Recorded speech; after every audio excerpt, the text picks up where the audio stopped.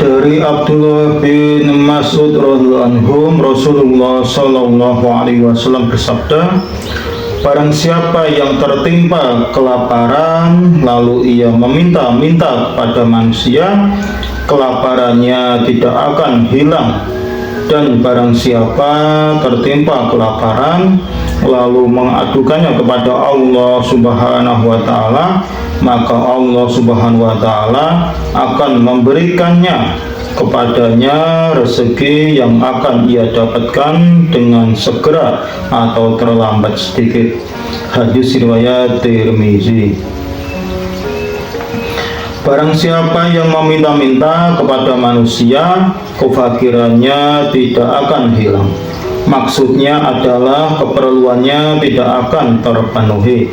Jika hari ini ia meminta-minta untuk suatu keperluan dan secara lahiriah keperluannya sudah terpenuhi, maka besok akan datang lagi suatu keperluan yang lebih penting dari keperluan sebelumnya, dan keperluannya akan terus datang.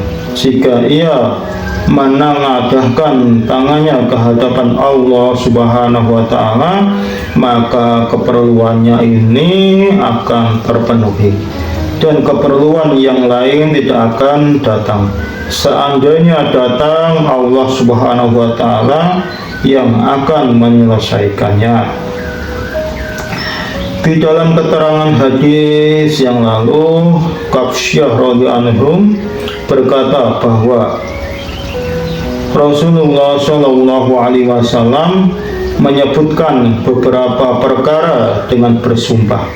Salah satu di antaranya adalah barang siapa yang membuka pintu meminta-minta kepada manusia, Allah Subhanahu wa taala akan membukakan pintu kefakiran kepadanya.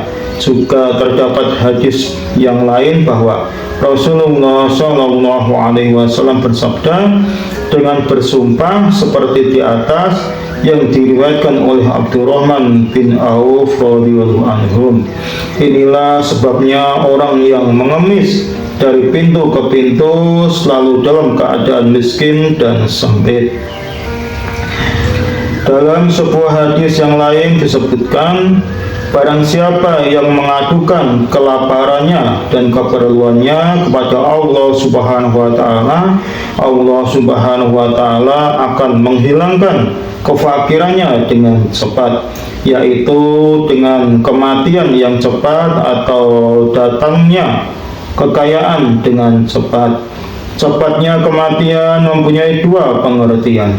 Yang pertama, jika waktunya telah dekat, maka Allah Subhanahu wa taala akan mematikannya sebelum ia menanggung musibah yang berupa kelaparan. Kedua, matinya seseorang menjadi sebab ia menjadi kaya. Misalnya, ia mendapatkan bagian yang sangat banyak dari harta warisan seseorang, atau ada seseorang ketika hendak mati berwasiat supaya sebagian dari hartanya diberikan kepada si fulan.